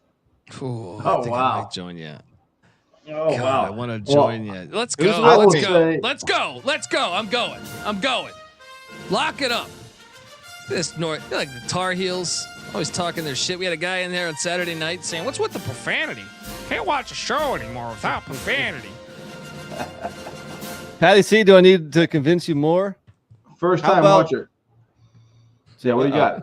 How about last year, Minnesota actually really slowed down Omari and Hampton in the UNC run game to less than 3 yards per carry. The only reason why UNC won is that Drake May went bonkers throwing for over 400. I don't think Max Johnson and Harrell can take over a game and be the savior for UNC that Drake May was last year. Let me say this, and you're an NC Nick, and so you probably have a closer eye on this than I do. And I think Drake May's done fine in the preseason for the Patriots, but I am just not convinced that he was a special quarterback, And Colby, I think, respects him a little bit too. I would argue this a little bit. I think he's super athletic for a quarterback. I think he was a very good college football player. If anything, I think he's a Mack good Brown, football player. But I think, that system and the athletes that North Carolina recruits allows quarterbacks to shine consistently, And I think that, it's the same thing with Haynes King making the switch from Texas over to the ACC, and all of a sudden he's a hotshot quarterback. Maybe Max Johnson makes that same transition out of Texas A&M, and all of a sudden he looks like a hotshot at UNC. And so, look, I won't touch this, and I think Vegas and the general public are very confused about what to expect. And I think most people, if this game was in North Carolina, would favor North Carolina considerably. PJ Fleck was last year, an off year for him. Is he going to rebound? They kind of sucked last year, Minnesota. But a lucky win against Iowa saved them and gave them a bowl berth. But still, I saw it at 2.5, and I wanted to lean Minnesota. So I think it's really close to being correct. I don't know. I'm going to lean North Carolina because that was my initial lean back in June when we started doing this. So I'm going to stick with that. There we go. Shout out to Nate Clark. Check out his stuff. Blind Sports Today, top 25 officially on Substack. That's fantastic stuff, Nate. Check it out. Check out his stuff, man. Nate, hell of a good guy. We got contributors that jump on with us. That's why the chat is always so fire, because we got people that know what the hell they're talking about. Yes, and especially the ones that say you just lost all your credibility. Shout out to David Cummings. Now he does know what he's talking about. The chat does know what they're talking about for sure. They do. All right, now we jump over to Southern Utah. The Thunderbirds. All right, don't sleep on the Thunderbirds of Southern Utah. As first off, I think Bronson Barron will be their starting quarterback. This guy was at Weber State, won some big games at Weber, then transferred to Western Kentucky, lost that QB battle to Austin Reed, was a backup. Now he goes back to Utah. All right, to the Thunderbirds down there by Zion National Park. They also bring in Braden Whistler at the running back spot, a transfer from the Utah Utes. He says, "Hey, Kyle Whittingham, you made a mistake." They also got Devin Downing, a BYU transfer at the wide receiver spot. Zach Mitchell as well on this offense. Can the Thunderbirds hang with the Utes in Rice Eccles? Cam Rising's back for his 75th season. Utah's laying 37.5. The over under at 52.5. No, I'll lay it with Utah. I just feel like they're a machine at home, and then the over will hit. I think Utah will get in the. I think this will be high 40s, early 50s for Utah itself. I actually love the over here. NC Nick, what are you doing here? No, I agree. I was just going to bring up what Avetta said in the chat here. That was only 2 years ago. It was 73-7. I think some people are assuming that Utah doesn't score a whole lot because of last year, because they were on their fourth string quarterback or fifth string quarterback, a pig farmer. Let's lock this over. They forget that 2 years ago when Cam Rising was healthy, Utah scored over 40 points in half their games. I am definitely on Utah here. I could lock up Utah. Who wants to lock up Utah? I mean, how about we parlay Utah minus 37.5 with the over 52.5? I like it. Let's do it. A little Utah two-step. What does he say? What does he say in Point Break? Utah, give me two. Give me 2 meatball sandwiches, right? Let's do a little parlay. Utah minus 37.5 and the over 52.5 in Salt Lake City. Shout out to D. Bettis in this bitch, he says. Patty C, what are you doing here at Rice Eccles? Southern Utah went to Lavelle Edwards last year and lost by 25. I think BYU is still a pretty considerably better program last year. Overall, 8-5 last year. But getting Cam Rising back, the offense should probably get back into the form that it was. Sometimes it surprises me how well the other teams from Utah do against Utah State in particular. All time, what is that series? It's 30-79. So I guess they haven't done that well, but still, I just think that it might not be the home field advantage that they normally get against other teams, because Southern Utah is also, even though it's down in the desert a little more, it's still up in the mountains. That said, 37.5 with Cam Rising, I think they're going to cover that. So I'm with you. And did you guys lock that?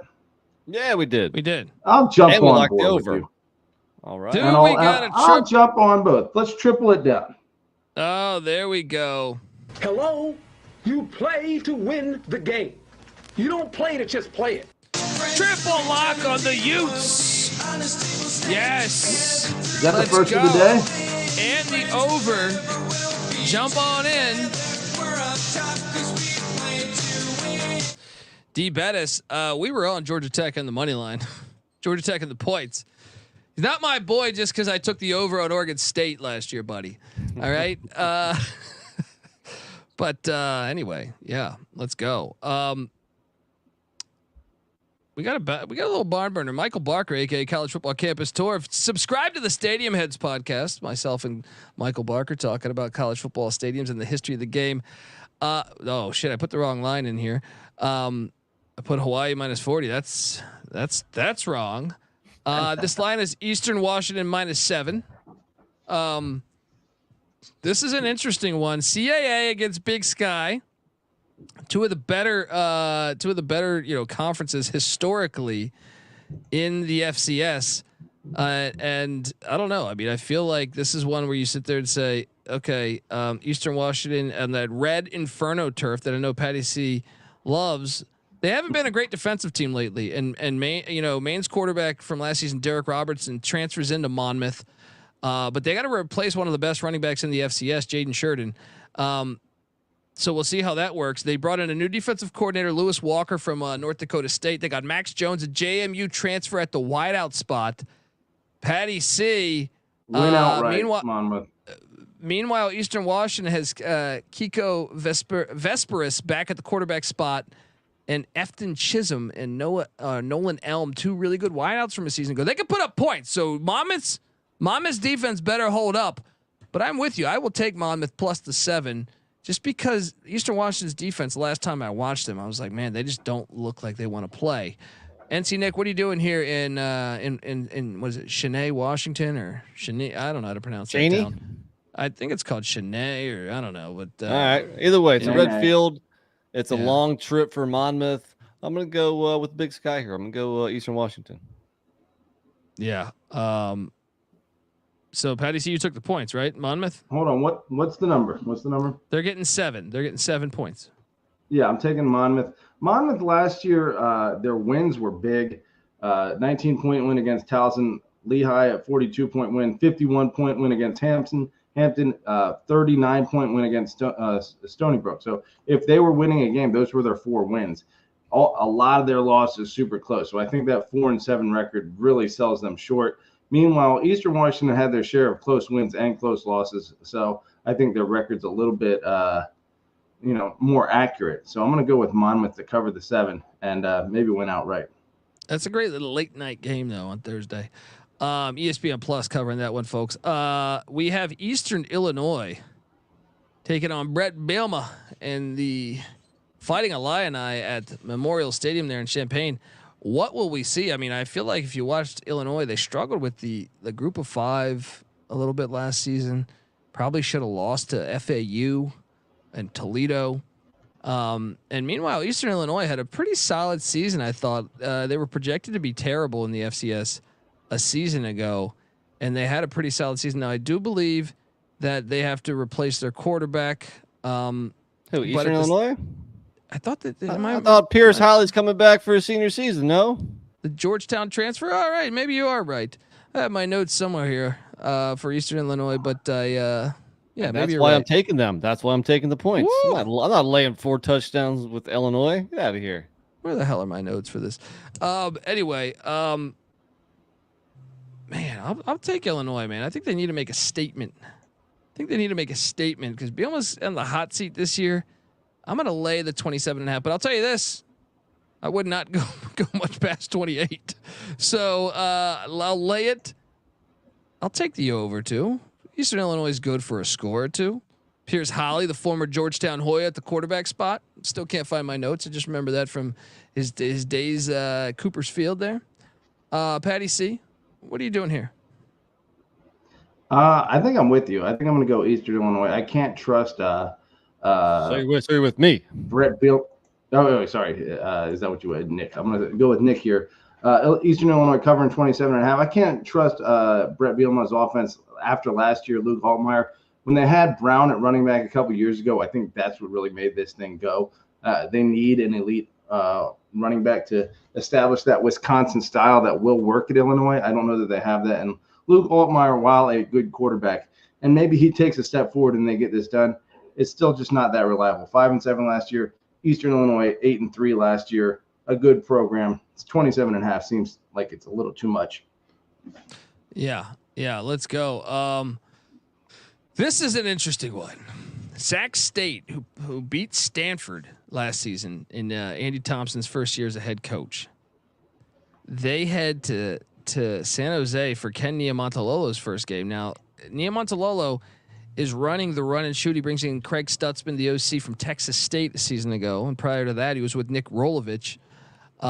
He was one of the guys that was not vaxxed that got fired at Washington State for not getting vaxxed.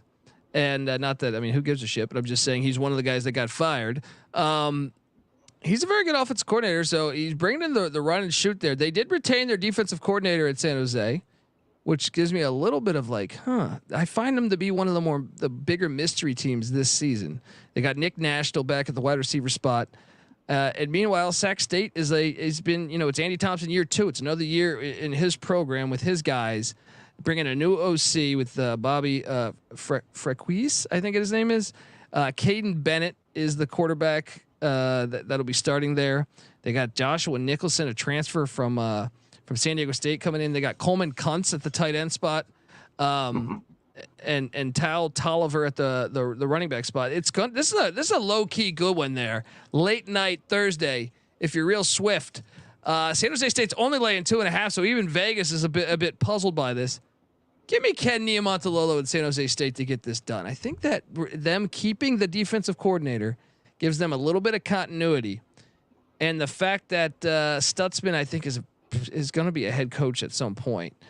I just like what they're doing there. It's an interesting end because I could totally see Sac State winning this game. NC Nick, what are you doing here? The Hornets of Delaware State came through for me with an easy cover week 0. I'm going to roll Sacramento State. I'm a fan of the Hornets. And look, year 2 of that coach, year 1, they beat Stanford. Okay, so they know they can do it, especially with a quarterback like Caden Bennett, his experience coming back. San Jose State just a complete overhaul of everything. So give me Sac State. Patty C, one Hornet to another Hornet. One Hornet to another Hornet. Look, Sac State's offense did start to roll again toward the end of last year. Obviously, losing Troy Taylor was, going to maybe be a concern as to whether it would go. But in the last 5 games, or last 6 games, I should say, 51 points, 41 points, and 42-point outputs. Made it to the second round of the FCS playoffs before losing to South Dakota. Meanwhile, San Jose State also finished the season strong with 6 straight wins before losing to Coastal in the Hawaii Bowl. This is tough. I'm going to say San Jose State, who was robbed of a berth in the Mountain West Championship game with the home field advantage. It's not a very far drive for Sacramento State, but still, I think it'll be enough for San Jose State to win by a field goal or more. And this is the new Mountain West deal with TBS. I believe this is on TBS or TNT, one of the two. So that's a nationally televised game, folks. It's on True TV, actually. Oh, there you go. What is this, March Madness? Colby, I think you forgot a game earlier in the day. What's that? You forgot Jackson State versus ULM. ULM minus 7.5 at home. And my bad. I did forget that game. And I have a slide for that. I just didn't put the slide on here. Because I remember making Jackson State's fire ass logo. I'm gonna ride with the FCS team there too. Give me the points with Jackson State. That's a fascinating game. Wait, Jackson State's fire ass logo, isn't that just like a square? No, with I'm gonna try to grab it for you right now. Keep talking about it, Nick. All right. Well, you got a first General year Booty's getting his first start of his career. That's right. You got a first-year head coach and a very depleted roster for ULM. Their running back might be the only starter returning on offense, maybe 1 or 2 other guys. So there's still that prime talent at Jackson State. There's still some of that lingering around. I like them to cover the 7.5. I mean, ULM, come on, they should be in the FCS. Ooh. Don't say that about Stan Humphries. Stan Humphries is alma mater here. Patty C, what's your lean on this game? What's that number? 7.5. I'm loading it up right now. You will see this fire slide right here. That's a sweet logo, right? Oh, okay. You thought I was full of shit, didn't you? Huh? I like it. I do like it. Why isn't that on the side of their helmet? Jackson State regressed from 12-1 to 7-4 last year. Some pretty close losses, with the exception to the Texas State game. Obviously, playing up at the FCS level hurt them. 7.5 ULM favorite. I'm going to go Jackson State. I think they are still, like Nick said, still has some of that residual talent around that'll get them within a touchdown. I will say that Tiger is a little too close to the Memphis Tiger. Yeah.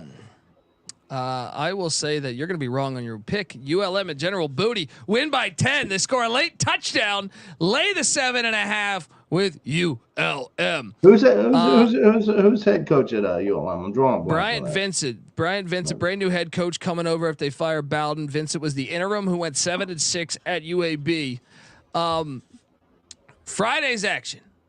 The Lehigh Mountain Hawks heading into Mikey Stadium to take on Patty C's national champs, Jeff Monken and the Army Black Knights, who are, thank God, they're going back to the triple option, getting that foo shit out of here. Yeah.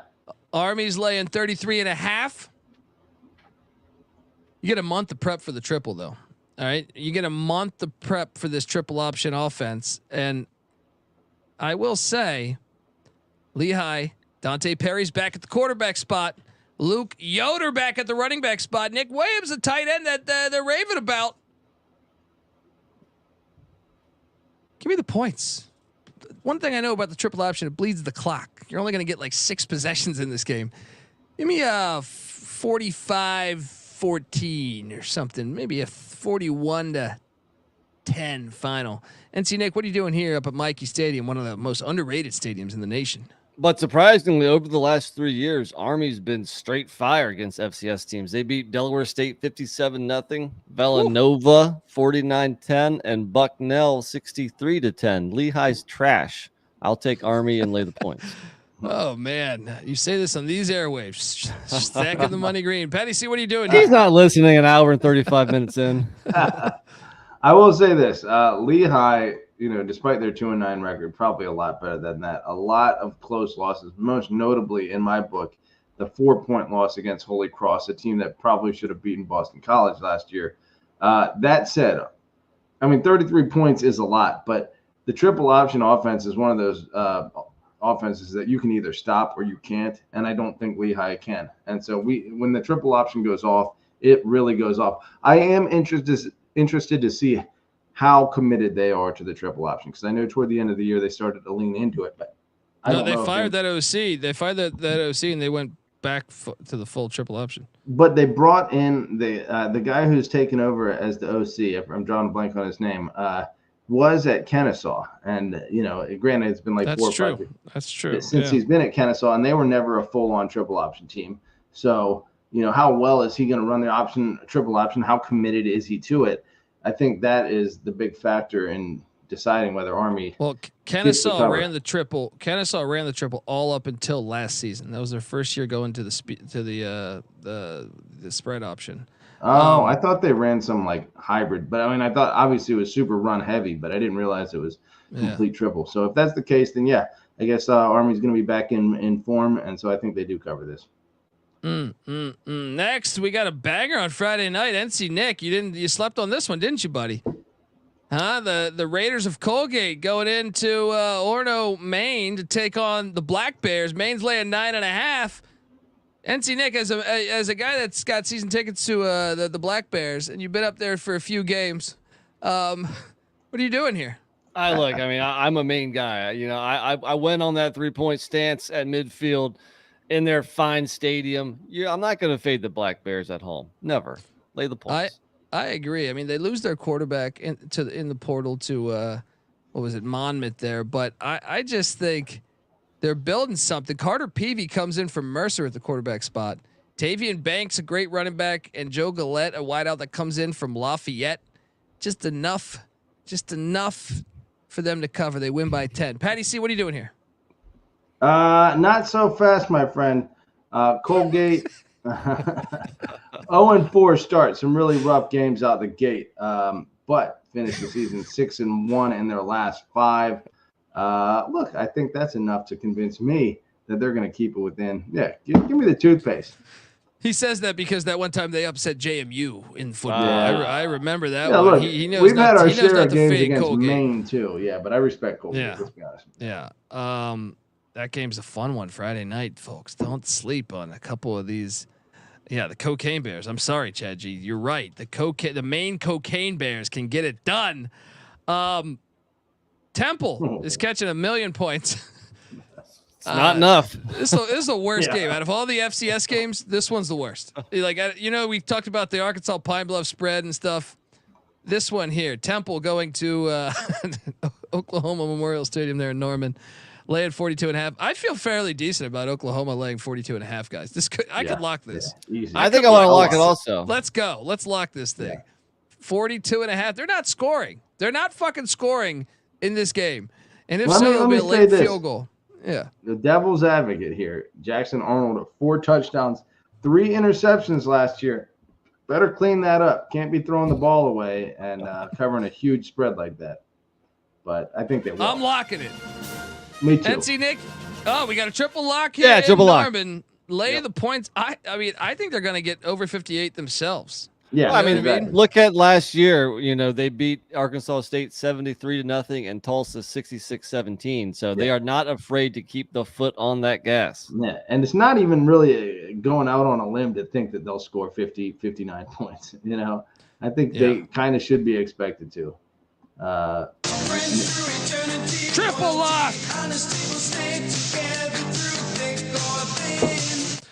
All right. Do you think Vegas is trying to scare you with that hook, or is that just not even? No, I mean that'd be crazy though if they like Temple. I just think Temple's offense is going to sputter with the Rutgers transfer QB. Yeah. Florida Atlantic is heading to East Lansing. Michigan State's laying 14 points. I'm on Florida Atlantic. I could be talked into a lock here. 14's a big number, but I did see Aiden Childs saying take the over on the win total for Michigan State this year. He says we're going to be like I might not lock it now because it's but 14. Give me the Owls to stay in this game enough to cover this. NC Nick, what are you doing? I agree with you. I don't feel good enough to actually lock it, but I think it's a close game. I mean, FAU, even an injury-riddled FAU, hung around last year at Illinois. Yeah, I like it. I think it's too many points. I think this should be more around 10 or so. So give me the Owls. Yeah, give me the over 2 on this. I think I can get more than 45. Patty C, what are you doing here? No, I'm completely opposite. Someone called me Patty Contrarian, another Patty C nickname here. Look, you guys are way higher on Florida Atlantic than I am, and I think you're way lower on Michigan State than I am. I think that without the cloud of scandal hanging over this program, or the cloud of retirement looming for God, who was their coach before Tucker? The D'Antonio. Yeah. You know, and I don't know if that was necessarily looming over the program, but certainly maybe to an extent. I think Michigan State has shown the potential to be an elite program. And I think with the talent like Aiden Childs at the helm and a motivated coach on the come up like Jonathan Smith, who's got proven chops at home, they're going to stomp Florida Atlantic. Florida Atlantic was 4-8 last year. Lock this up. Lock Michigan State on covering 14. Can't wait for the reaction show. Can't wait for the reaction show. Folks, subscribe to the College Football Experience. Patty C, lock it up more at Michigan State minus 14 against Florida Atlantic. All right, only a few games left. We got the Elon Phoenix catching 23.5 against Duke. Patty C, look. We know Nancy Nick's a Duke fan here, but what is he gonna do when Elon wins at Wallace Wade outright? Because here's the thing: NC Nick doesn't want you to know. All right, they got Malik Murphy, right, and they're excited. They paid up to get Malik Murphy, but NC Nick's been hyping Jack Salopack, the former Western Michigan quarterback, who's now starting at Elon. Give me the points in the Phoenix and Manny Diaz's opener. Patty C, what are you doing here? What is that? The number is sitting there at 23.5. Elon, a 6-5 team last year, lost to Wake by 20 on the road last year. Duke, probably a better program, even with Manny Diaz at the helm. I don't know, though. I mean, I just think Wake had a really bad year last year. But Clawson, you probably think he's a better coach than Manny Diaz, especially yes. in Manny Diaz's year 1. I don't know. Give me Elon. I don't. That might be stupid. Wrong. I'm taking Eli. Who's running the OC Eli. At Duke? Who's OC at Duke? Simmons the running back coach. Simmons the running backs coach. The OC is. I'm drawing a blank on that. Matters. I should know that. But no, Duke is going to win this. You know, my big question mark with Duke was the O-line. And just, I think yesterday, Manny Diaz came out and said he's been pleasantly surprised the way that offensive line is playing. This is Malik Murphy's coming out party. Duke is going to roll. Lay the points. It's Jonathan Brewer, who is a young guy, was at SMU as the co-OC last year. So maybe this offense does explode on the likes of Elon. Maybe that's why the SMU offense looked like trash a couple days ago. That could be. Maybe they lost the true genius of that offense, and maybe I'm going to back a Brewer. Yeah, that's true. NC Nick is a Brewer to the core himself. I don't know. What do you think? What did you say, Colby? I'm taking Elon. And D. Bettis asks, who's the Michigan State quarterback? Aiden Childs, who's going to be a fucking stud if you haven't checked him out. But I'm taking the points, Patty. See, you coming or what? You know what? Knowing that this coordinator can light up the Nick, how was what's his name at the quarterback position last year for Texas? So was he reliable in his short stint? He actually struggled last season, but in the spring game, is when he looked great. He blossomed. I don't know what to do on this. I guess I'll lean Elon just for fun. There we go. All right. Now Western Michigan heads to Madison. They're catching 24 points. NC Nick, you want to lock this with me? I think this is too many points. I think I'm high on Western Michigan this year. Yes. Let's get a double lock with the Broncos of Western Michigan. I'm not buying into this Luke Fickell dairy raid bullshit. Lance Taylor's going in there. Take your jump around. Wipe your ass with it. Let's go. Strictly on Nick's vibe, I'm tempted to join. I'm not going to join just because I don't know enough about Western Michigan. But Nick certainly, has a pretty good feeling on them that they're going to be much improved. And 24 seems reasonable against a Wisconsin team that was inconsistent last year offensively. Yeah, I'm going to bet Western Michigan. One thing I'm paying attention to early on in the season is year 2 in the system, guys. Same system, same head coach, same OC, same quarterback. That applies to Western Michigan. And also, they have 9 stars returning on offense, 8 on defense. And do you trust the Dairy Raid? Do you trust Van Dyke's up there now? No. No. Last year, Wisconsin, they out of conference, they lost at Wazoo. They beat a bad 3-win Buffalo team by 21 and a 500 Georgia Southern team by 21. That Georgia Southern game was deceiving, man. That interception right before the half was everything. But so is it Hayden Wolff? Hayden Wolff is the starting quarterback for Western Michigan, the Old Dominion transfer. Lance Taylor's second year. That offense was pretty damn impressive last year. I think they can put up points on Wisconsin. I'll ride. I'm not going to lock, but I'll ride with you guys. Okay. I think Western Michigan might cover. I like the over too in that game if I had to pick. Final game on the slate: TCU going to the Farm, Palo Alto, Stanford Stadium. TCU's laying 9.5. I am locking up Troy Taylor and Stanford. I think they're live also. I think they are live to win this game. And I also think the over is going to cash as well because I think these teams are putting up points. I think Stanford, second year in Troy Taylor's offense, the guy is very smart when it comes to offense. Look at Sac State, all right? I also think, it was a tough first year, but this team came pretty damn close to beating Washington. If you remember that 4th down conversion by Washington. I think they could cover the 9.5, and I wouldn't be surprised they won it outright. It's worth a little bit of a money line sprinkle there. NC Nick, what are you doing on the Farm? Yes, I'm with you. I'll lock up Stanford also. I think it's a lot of the same things. Play the music. Let's go. Keep talking. Again, year 2 in a system for the quarterback and the coach. This time you got 10 stars returning on offense, 8 on defense, and I'm not a Sonny Dykes believer. So I think Stanford at home. I love the home dog here. Yes, sign me up. Patty C, can we make it 3 for 3 or what? I'm not that confident in Stanford.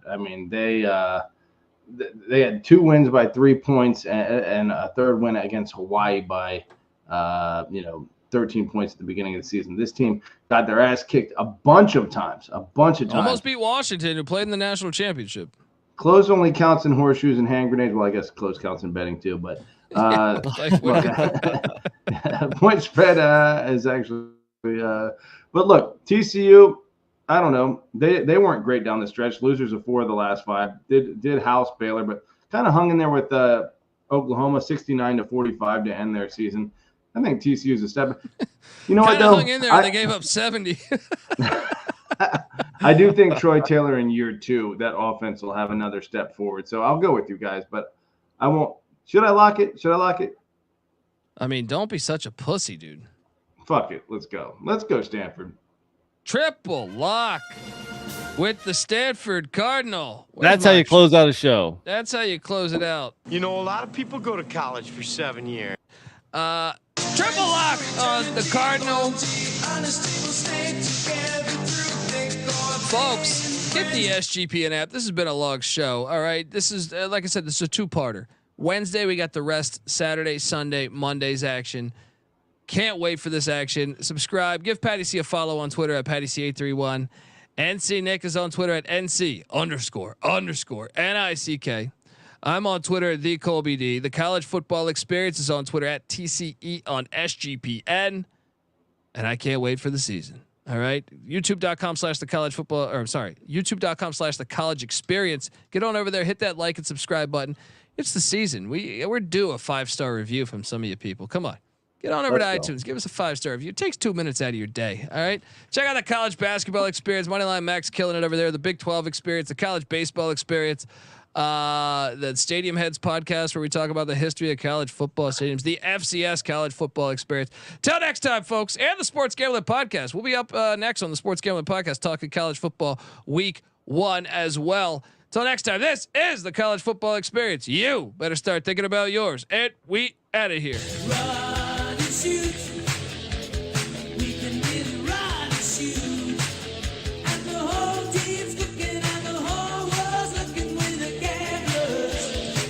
Wednesday, Brian. Wednesday.